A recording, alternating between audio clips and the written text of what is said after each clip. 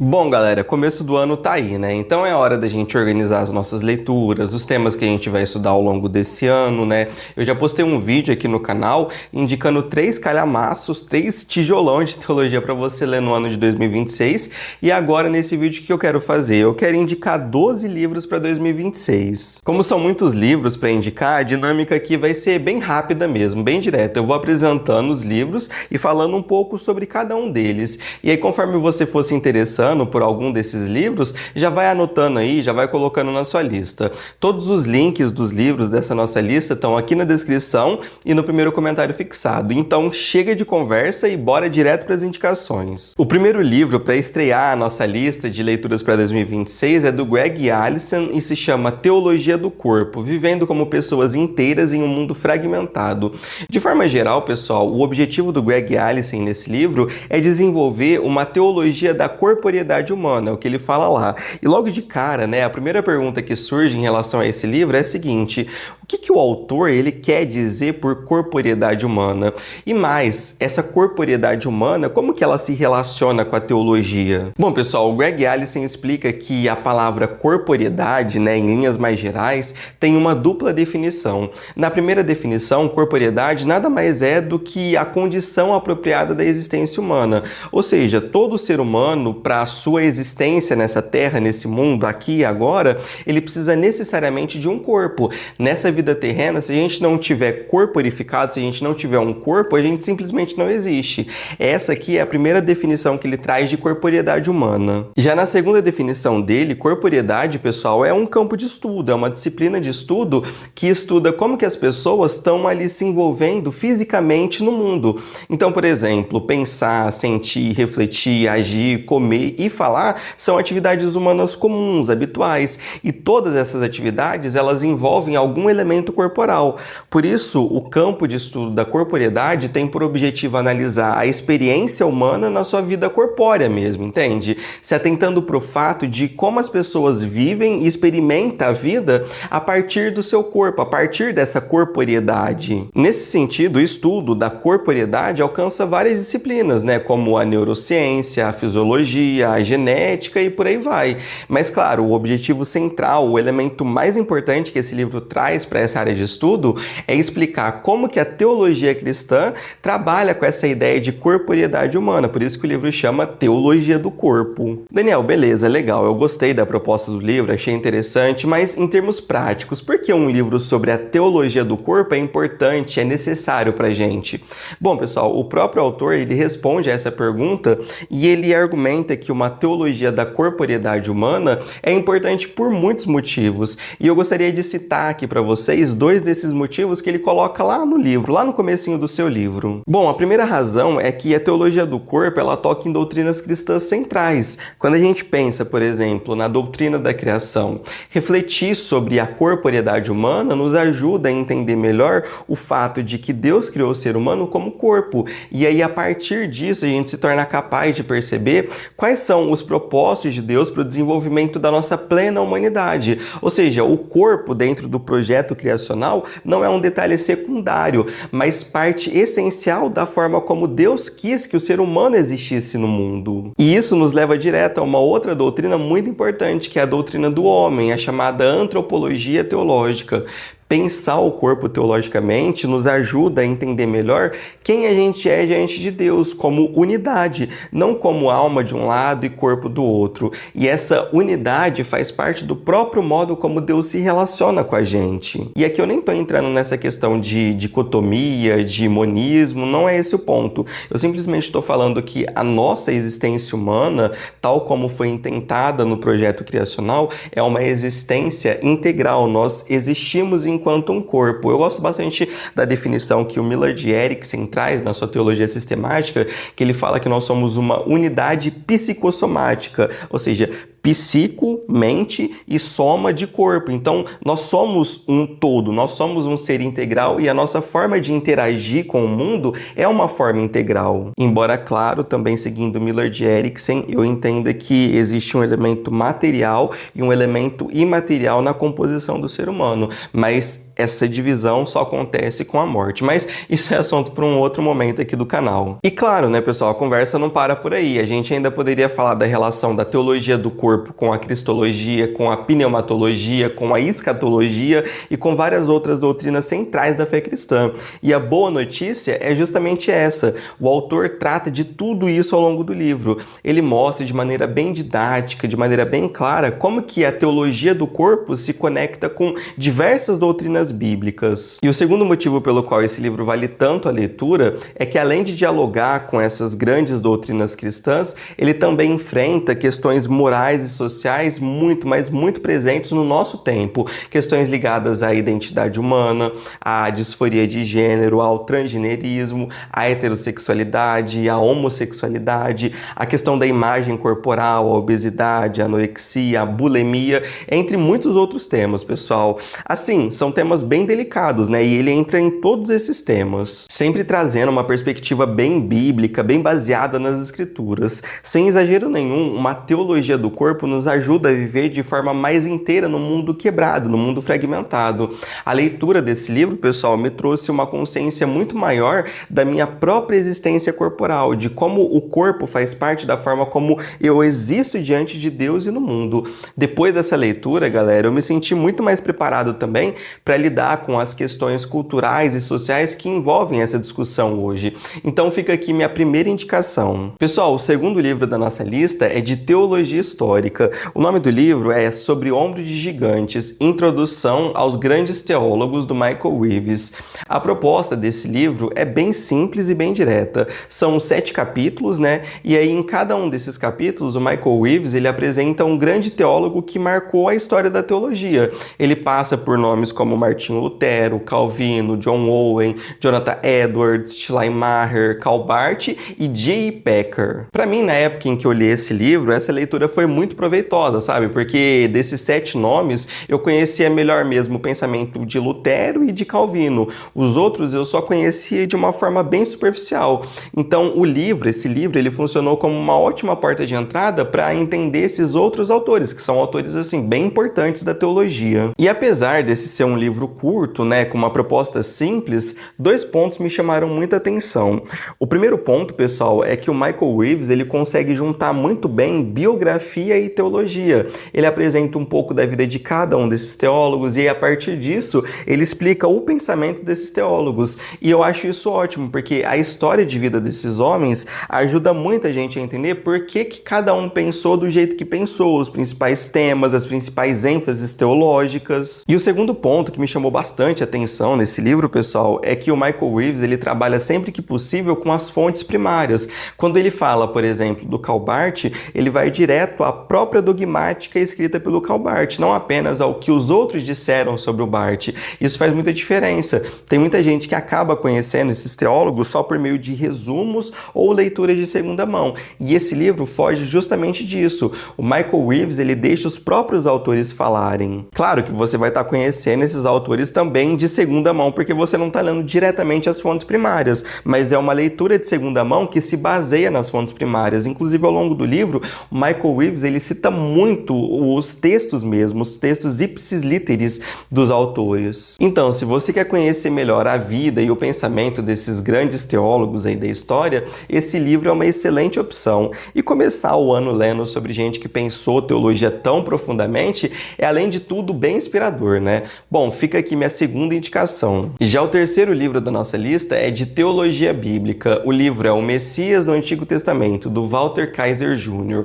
Esse livro faz parte de uma série da Shed Publicações sobre teologia bíblica, mas esse volume, ele é totalmente independente, então dá para ler ele sem problema nenhum. E assim, pessoal, a proposta do livro é bem isso que está no título mesmo. A ideia é estudar o messianismo no Antigo Testamento, e claro, isso é central para a fé cristã, porque a gente crê que o Messias, ele não aparece do nada ali no Novo Testamento, mas ele vai sendo anunciado ao longo de toda a Bíblia hebraica, ao longo de todo o Antigo Testamento. E o ponto forte desse livro do Kaiser é justamente fugir daquela leitura baseada em textos provas, do tipo, esse versículo aqui fala do Messias, esse outro também e pronto. Em vez disso, ele mostra que o Novo Testamento entende o messianismo de uma forma muito mais ampla, como um tema, né, que atravessa todo o Antigo Testamento de uma forma forma progressiva, de uma maneira progressiva. Por isso, Walter Kaiser trabalha nesse livro com a ideia do plano da promessa, que é basicamente a forma como Deus ele vai revelando o Messias aos poucos,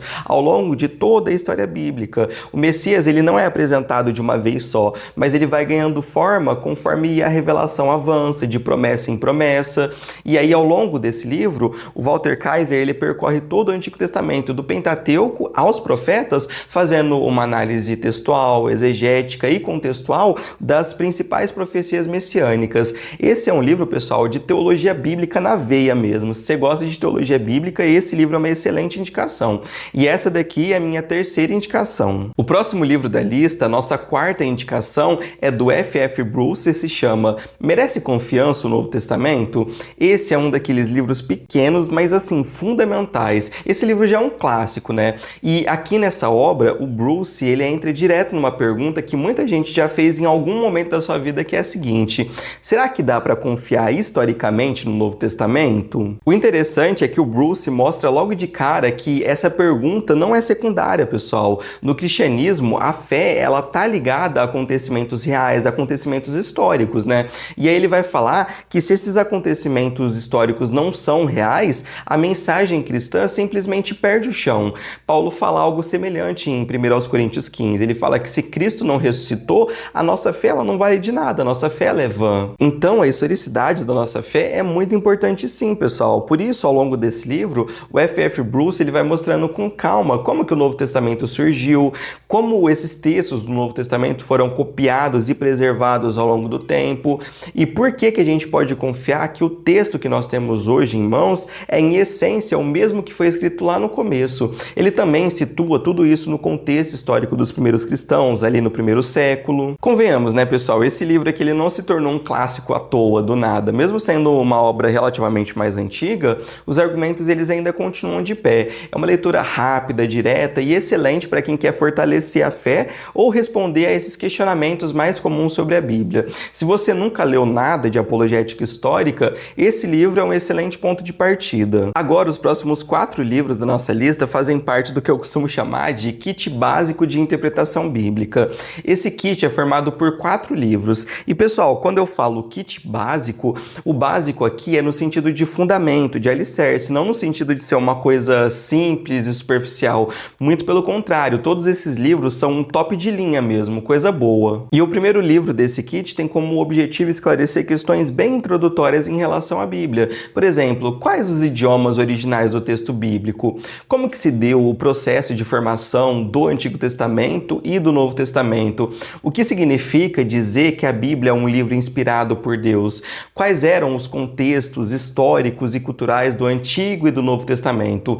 Todas essas questões introdutórias, básicas, são assim indispensáveis para o estudo sério da Bíblia. E todas essas questões são respondidas no livro do Paulo On, chamado E Deus Falou na Língua dos Homens. Se você não consegue responder, se você não domina as respostas a essas perguntas que eu fiz em relação ao contexto, aos idiomas, ao processo de formação do Antigo e do Novo Testamento, esse livro aqui é uma excelente, mas uma excelente opção para você, porque o Paulo On, além de escrever de uma forma muito boa, a escrita dele é muito agradável, ele também fez uma pesquisa muito interessante. Então, quando você olha na bibliografia, você vê ali que ele consultou os melhores livros sobre os assuntos. Então, assim, é um livro de referência que a gente tem em português, e eu diria assim, que até mesmo em inglês, achar um livro tão bom quanto esse do Paulo On é difícil. Então, assim, vai sem medo de ser feliz, porque esse livro vai te ajudar a esclarecer todas essas questões. E já o segundo livro do nosso kit básico de interpretação bíblica tem como objetivo, tem como propósito apresentar pra gente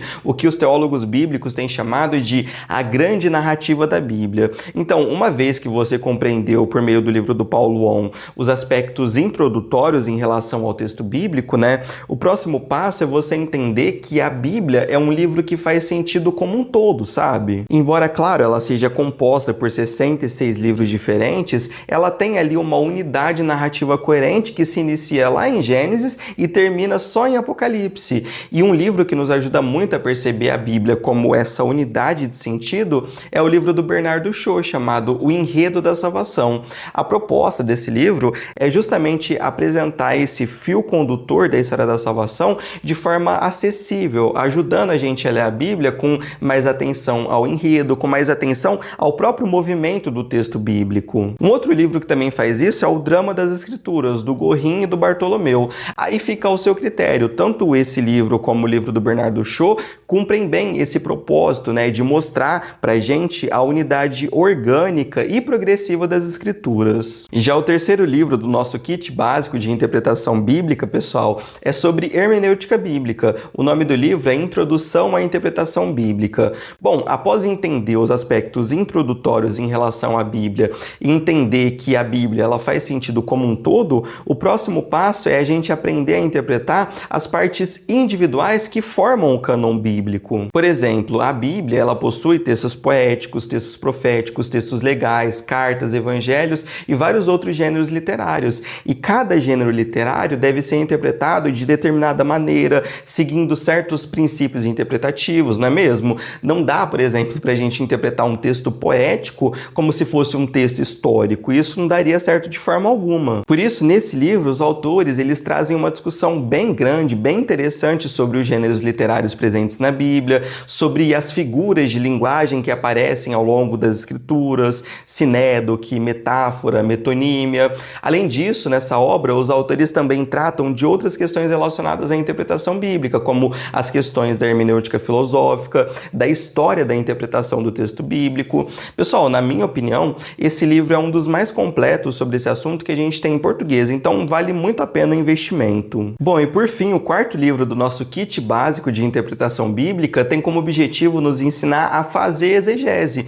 Exegese, de forma simplificada, é o processo pelo qual nós extraímos o significado de determinado texto bíblico. E esse livro que nos ajuda a entender o que é exegese, como fazer exegese, é o livro do Michael Gorman, que se chama Introdução à Exegese Bíblica. Basicamente, esse livro se trata de um manual de exegese, em que o Gorman ele vai apresentar um passo a passo para que a gente consiga compreender uma perícope, ou seja, uma pequena unidade literária da Bíblia. E esse manual ele é dividido assim em 3 partes principais. Na parte 1 desse livro, que é chamada de orientação, o Gorman ele apresenta pra gente qual que é a sua visão sobre a tarefa da exegese. Já na segunda parte, o Gorman ele trata dos elementos chaves da exegese, como por exemplo, pesquisa, análise contextual, análise formal, análise detalhada do texto, síntese, interpretação teológica, expansão e refinamento da exegese. E aí, por fim, na terceira parte, o Gorman ele apresenta uma discussão assim muito interessante e atualizada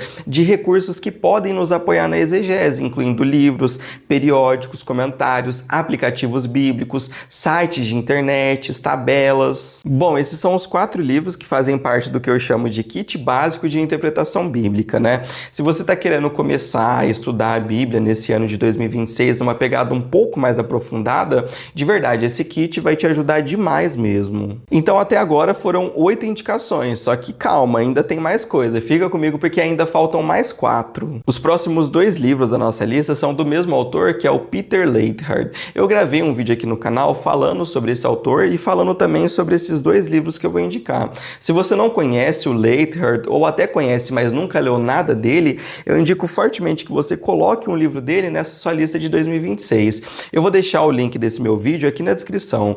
Galera, sério, o Leithart, na minha opinião, é um dos teólogos mais completos da atualidade, e eu explico isso lá no vídeo. Bom, o primeiro livro dele que eu indico aqui é Salomão entre os Pós-Modernos. E, gente, Salomão entre os Pós-Modernos é um livro em que o Peter Leithart, ele pega a figura de Salomão, especialmente a sabedoria de Eclesiastes, para conversar, para dialogar diretamente com a pós-modernidade.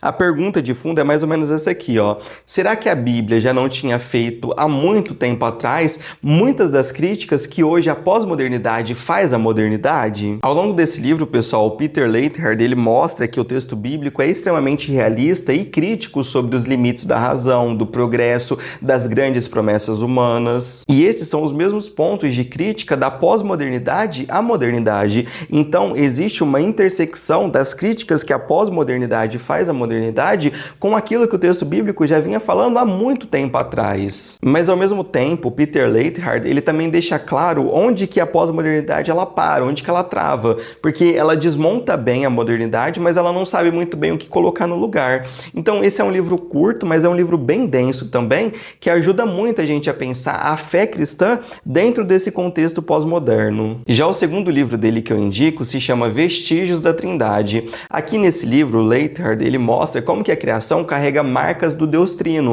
nas relações, na linguagem, no tempo, na vida humana. Esse é um livro muito profundo, mas escrito de um jeito muito bonito, eu diria que quase poético. E aí, se você quiser saber mais sobre esses dois livros, eu explico melhor sobre eles e sobre o pensamento do Leithart lá naquele vídeo que eu citei agora há pouco. Então depois dá uma conferida, link aqui na descrição. Mas fica a dica, se você nunca leu nada dele, começa por um desses dois aqui que é sucesso. Já o penúltimo livro que eu separei é do Leland Hyken e se chama Para Ler a Bíblia como Literatura.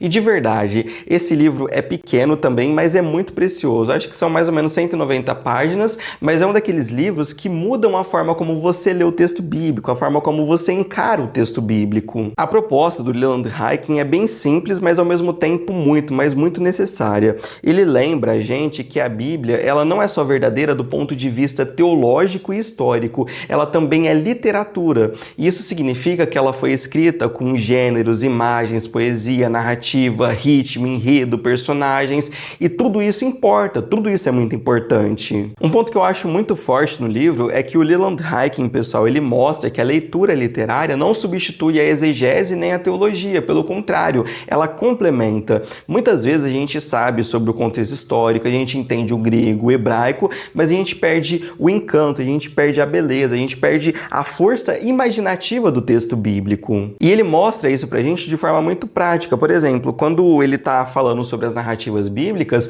ele chama a atenção para coisas simples, para detalhes que a gente costuma ignorar, personagens, enredos, pistas deixadas pelo narrador. Às vezes a Bíblia não diz tudo de forma direta, ela sugere, ela insinua, ela constrói o sentido aos poucos, e perceber isso muda completamente a nossa leitura. Ao longo da leitura desse livro, pode parecer que o Leland Hyken ele traz muitas regras de interpretação, mas o próprio Hyken ele deixa claro que não é para decorar nada. A ideia é treinar o nosso olhar. Com o tempo, você passa a ler o texto bíblico de uma forma muito mais atenta, muito mais sensível, muito mais profunda. As regras, elas servem mais para tornar a gente consciente dos elementos que estão presentes no texto, mas que muitas vezes a gente deixa passar despercebido. No fim das contas, pessoal, esse livro ajuda a gente a recuperar algo que às vezes a gente perde, que é o prazer de ler a Bíblia com atenção, com cuidado, com reverência e principalmente com aquele encantamento, sabe? É uma leitura que informa, mas uma leitura que também forma, que também nos transforma, que também nos encanta. E essa dimensão literária do texto bíblico é justamente aquilo que nos dá o encantamento, porque a gente passa a observar a beleza daquela narrativa, daquela história, coisas que o autor colocou ali para chamar, para despertar a nossa atenção. E aí, claro, quando a gente tem esse encantamento, obviamente que a nossa teologia, ela se enriquece também. Então não é literatura versus teologia versus exegese. Como Leland Hyken coloca, a leitura literária da Bíblia, ela complementa as outras formas de leitura. Eu vou fazer uma resenha completa aqui no canal só para falar desse livro aqui. Então fica aqui minha penúltima indicação, para ler a Bíblia como literatura do Leland Hyken. Agora, na última indicação da nossa lista, vocês me permitem fazer um jabá aqui? Galera, a última indicação é do meu e-book, Paulo e seus intérpretes. Nesse e-book, pessoal, a minha proposta é ajudar quem estuda o apóstolo Paulo a se situar melhor no debate acadêmico atual. A gente ouve muitos nomes, né? Muitas abordagens diferentes, nova perspectiva de Paulo, leitura apocalíptica de Paulo, leitura de Paulo dentro do judaísmo, leituras mais tradicionais, e às vezes tudo isso parece muito confuso. A ideia do livro é justamente organizar esse cenário. Então, nesse livro eu apresento os principais intérpretes de Paulo dos últimos 50 anos. Eu mostro onde eles concordam, onde eles discordam e quais perguntas cada abordagem está tentando responder. Esse meu e-book tem quase 70 páginas divididas em 3 capítulos. Um capítulo sobre a NPP, outro capítulo sobre a NPP e os reformados e um capítulo sobre as pós-novas perspectivas. E ainda na parte final, pessoal, eu coloco uma bibliografia comentada para você se aprofundar nos assuntos que foram tratados no livro. Então, se você gosta de teologia paulina ou se você já se sentiu meio perdido nesse debate todo, esse e-book ele foi pensado exatamente para você. E agora, nesse começo de ano, eu tô dando um cupom de desconto de 20% nesse meu e-book. O cupom é esse que está aparecendo aqui na tela. Bom, é isso. Agora eu quero saber, dos livros que eu indiquei aqui, tem algum que vai para sua lista de 2026? Além disso, você já tem uma lista para 2026? Se sim, compartilha aqui nos comentários que eu quero saber o que vocês estão programando para ler nesse ano de 2026. Que Deus abençoe grandemente a vida, o ministério, a família, o estudo de cada um de vocês. Eu vou ficando por aqui, fiquem todos com Deus e até a próxima. Tchau, tchau!